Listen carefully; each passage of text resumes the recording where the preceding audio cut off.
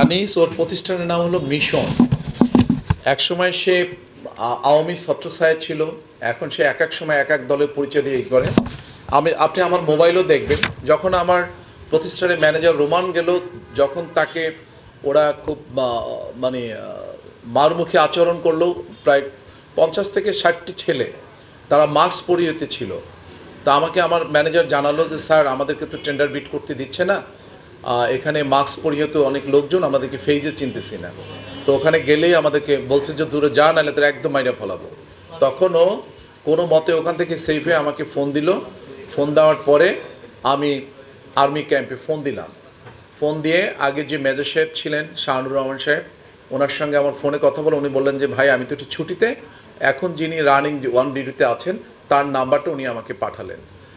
আমাকে পাঠানোর পরে আমি ওনাকে ফোন দিলাম, আমার পরিচয় দিয়ে কথা বললাম। তো উনি তো বললো যেটা আপনার একটু পুলিশের সাহায্য নেন। আমরা তখনও কিন্তু সময় আমরা মেনটেন করতেছি। আমরা 10:45টার সময় তাকে আমি ফোন দিয়েছি, আমার ফোনের রেকর্ডিং দেখলে আপনি বুঝতে পারবেন। এরপরে উনি আমাকে বললেন যে এটা তো আগে পুলিশকেই, আপনাকে পুলিশকে জানাবেন।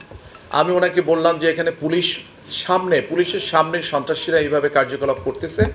এই আমরা সহ গালফ সিকিউরিটি, পিমা অ্যাসোসিয়েটস, ক্লিনটেক সহ আরও 7-8টা কোম্পানি আমাদের কাউকে বিট করতে দিচ্ছে না। আলারাফা ছিল, আলারাফা, তারপর আরও অনেক ইসে আছেন, তো মাছরাঙ্গা, এরকম আরও যারা ছিলেন কাউদেরকে বিট করতে দিচ্ছেন না। একটু পরে আমি বললাম যে কে নেতৃত্বে, আমি পরে বিশ্বস্ত সূত্রে অবহিত হলাম যেটা মিস্টার আনিসুর রহমান।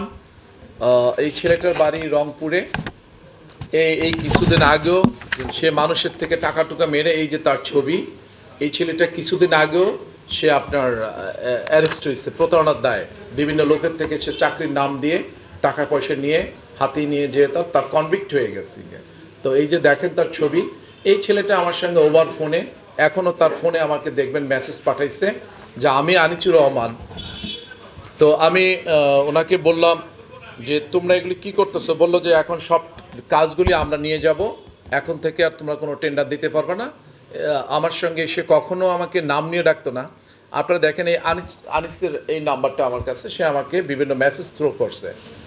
এখানে সে আমাকে বলছেন সবেমাত্র শুরু করেছে, আরও অনেক পথ বাকি ইনশাল্লাহ। তুমি বুঝতে পারছো, আজ তুমি সহ কোনো কোম্পানি টেন্ডার করতে পারিনি মামা। আমাকে আবার সে মামা ডাকছে।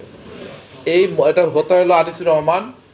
এখানে আমি তাকে বারবার ফোন দিচ্ছি যে তোমরা আমাদেরকে টেন্ডার দিতে দাও। সে আমাকে লিখছে, মামা অযথা ফোন দিয়ে বিরক্ত করিও না, তোমার সঙ্গে কাজের বিষয়ে কোনোদিন আলোচনা হয়নি, আর এই জীবনে হবেও না। 100 জন জনবলের টেন্ডার মানে মিশনের আনিস, মানে যে আজকে সন্ত্রাসীর গডফাদার ছিল, এই যে ছেলেটা যে কিছুদিন আগে যে শব্দ কারামুক্ত আর কি, আমাকে বলছে যে 100 জন, অর্থাৎ 100 জনের কাজ হলে মিশনের আনিস নিয়ে যাবে, অন্য কেউ পাবে না এই কাজ। যে বাংলার জমিনে যে কোনো জেলায় হোক ইনশাআল্লাহ। এই দেখেন এই আনিস সাহেব এটা নিয়ে পাঠালো। তারপরে আমি পাঠালাম, আমি সেনাবাহিনীর যে অফিসার ইনচার্জ আছেন তার সঙ্গে কথা বললাম। সে বলল যে আপনারা, আমি এখন কি করব। তারপরে সে অনেক পদক্ষেপ নিয়ে আর্মি পাঠাইছেন, মানে সেনাবাহিনী পাঠাইছেন। ততক্ষণে আমরা মাদকদ্রব্য নিয়ন্ত্রণ কর্তৃপক্ষের ডাইরেক্টর এডমিনের সঙ্গে বারংবার ট্রাই করতেছি। আমার এক সাংবাদিক বন্ধু আছে, দৈনিক আমাদের সময় পত্রিকা আছে, ও ক্রাইম রিপোর্টার, আমি ওরও ফোন দিলাম। ও ডাইরেক্টর এডমিনের সঙ্গে কথা বললো, মামুন সাহেবের সঙ্গে।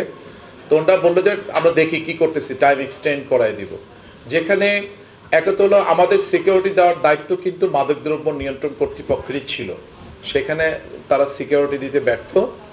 এবং আইন প্রয়োগকারী সংস্থার ভূমিকায় আমরা খুবই আশাহত হয়ে গেলাম, যেখানে দেশে এখন সন্ত্রাস, তারপরে নৈরাজ্য, এগুলি সব দমন চলতেছে, অভিযান চলতেছে। এখনও আর্মির আন্ডার ম্যাজিস্ট্রেসি, আর্মিদেরকে ম্যাজিস্ট্রেসি দেওয়া হয়েছে। তার মধ্যে যেখানে মাদকদ্রব্য নিয়ন্ত্রণ কর্তৃপক্ষর অফিসটা একদম মেইন রোডে, যেখানে দুদকের অফিস মেইন রোডে, যেখানে আপনার শিল্পকলা একাডেমিতে, যেখানে সেনা ক্যাম্প, তার মধ্যে যেখানে পার্শ্ববর্তীতে রয়ে গেল রমনা থানা, এখানে কাছে রয়ে গেল আমার সাংবাদিক ভাইদের ঢাকা রিপোর্টার্স ইউনিট অফিস, এর মধ্যে জনসম্মুখে দিনে দুপুরে এরকম প্রকাশ্য এই যে তার মাধ্যমে যে এই টেন্ডার দরপত্র ছিনতাই, এবং তারা আমরা বাংলাদেশ জাতীয়তাবাদী দলের সঙ্গে আছি।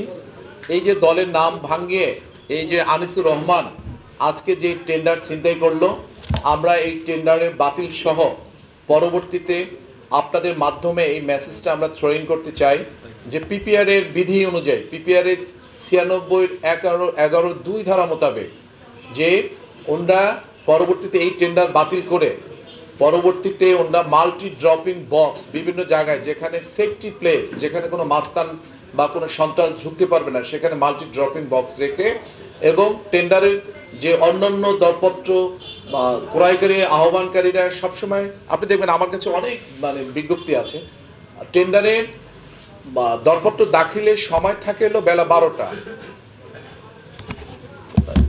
12টা, সেখানে ওরা টাইম দিয়ে দিছে 11টা। মানে এটি সব কিছু ছিল উদ্দেশ্য প্রণোদিত। হয়তো বা এই সন্ত্রাসীদের সঙ্গে তাদের এখানে ক্রয়কারীর সঙ্গে পুরনো সম্পর্ক ছিল যে ওনাকে কাজ দেওয়ার জন্য এই স্যাবোটেজটা করছে।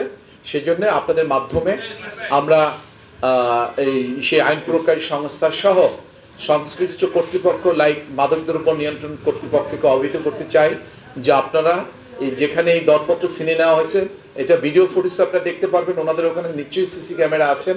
আপনাদের অনেক সাংবাদিক ভাইদের কাছে অলরেডি ভিডিও ফুটেজ চলে গেছে ওখানে সিনক্রিয়েটের, যে ওনরা এই দরপত্রটি বাতিল করে পিপিআর এর বিধি 96-11-2 ধারা মোতাবেক মাল্টি ড্রপিং বক্স সিস্টেম করে এবং টেন্ডারের মেয়াদ 11টার স্থলে ড্রপিং এর দাখিলের সময় 11টার স্থলে 12টা করে পুরো টেন্ডারের জন্য এবং এই সন্ত্রাসী আনিসের বিরুদ্ধে আইনানুগ ব্যবস্থা আইন প্রয়োগকারী সংস্থার দৃষ্টি আকর্ষণের জন্য সুদৃষ্টি কামনা করছি।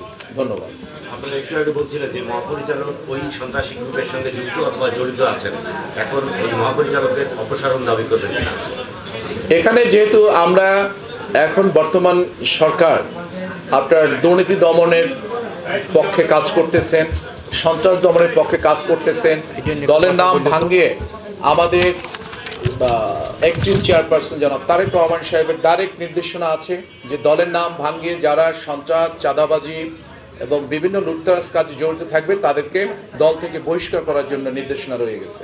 তাহা উপেক্ষা করে এই প্রতারক আনিস কয়েকটা সন্ত্রাসী টোকাই পোলাপান এনে এখানে যে সিনক্রিয়েট করছে, এই বিষয়ে আমরা মহাপরিচালককে অবহিত করার পরে মহাপরিচালক আমাদেরকে আশ্বস্ত করেছিলেন যে আমি দেখছি কি করব ব্যাপারটা, কিন্তু উনি এখনো কোনো আমাদের এই যে দেখলো উনি জানেন যে এখানে সিনক্রিয়েট হচ্ছে, উনি সিসি ক্যামেরায় দেখতেছেন, তারপরও উনি আমাদের দরপত্র গ্রহণ না করে উনি 11টার পরে অসহায়ত্ব প্রকাশ করলেন। আমরা যখন সেনাবাহিনীর আশ্রয়ে আমরা ওখানে যখন দরদাতা প্রতিষ্ঠান দল মালিকগণ ওখানে গেলাম বা প্রতিনিধিরা গেলেন, তখন উনি বলে যে না টেন্ডার টাইম তো শেষ হয়ে গেছে। তার মানে এটা বোঝা যাচ্ছে যে এটা নাটকটা এই মাদকদ্রব্য নিয়ন্ত্রণ কর্তৃপক্ষরা এটার সঙ্গে জড়িত এবং এখানে তারা বড় ধরনের একটা বাণিজ্য করবে যে এই 300 এই যে মন্ডল এটিএম আনিস ফিরোজ মন্ডল সিকিউরিটির এই আওয়ামী লীগের একজন নেতা, এই লোকটাই আপনার আনিসের মাধ্যমে এই সন্ত্রাসী কার্যকলাপগুলি করে এর পক্ষে কাজ নেওয়ার জন্য এই ষড়যন্ত্র করছে। এবং আমার মনে হইতেছে এই মন্ডল আওয়ামী সরকার আমলে বিভিন্ন সময় এই চাঁদাবাজি, সন্ত্রাস, রাজধানীর সঙ্গে এবং বিভিন্ন জায়গায় টেন্ডারবাজি করে কাজ হাতে নিয়েছে। অনুরূপভাবে এখানে হয়তোবা আপনারা পরীক্ষা নিরীক্ষা করে দেখবেন যে মাদকদ্রব্য নিয়ন্ত্রণে এখানে এই আনিসের কোনো পূর্বের কোনো আওয়ামী অফিসাররা রয়ে গেছেন এই আনিসকে কাজ দেওয়ার জন্য, আর এই ফিরোজকে এই মন্ডল সিকিউরিটিকে কাজ দেওয়ার জন্য এই ষড়যন্ত্র তারা করছে। সেজন্য আমরা এটা তীব্র নিন্দা জ্ঞাপন করছি এবং এই দরপত্র বাতিল করে পরবর্তীতে ওয়েল সিকিউর বিভিন্ন জায়গায় প্লেসে তাদের মাল্টি ড্রপিং বক্স করে পুনরায় দরপত্রের আহ্বান করি। আমার নাম এবিএস খান স্বপন, আমি প্রধান নির্বাহী কর্মকর্তা Gulf security services private limited. না মাদক দ্রব্যতে এর আগে আমরা কখনো কাজ টেন্ডারে যাই দেখছি ওখানে অনিয়ম। এর আগে আওয়ামী লীগ সরকার আমলে দেখবেন যে আওয়ামী লীগের ঠিকাদার ছিল এখানে কৃষ্ণা সিকিউরিটি, তাকে দিয়েছে। এবারও তারা তাদের আরেকজন প্রেতাত্মা এই যে আপনারা দেখলাম মন্ডল সিকিউরিটিকে কাজ দেওয়ার জন্য আজকের এই সাজানো নাটক ছিল তাদের।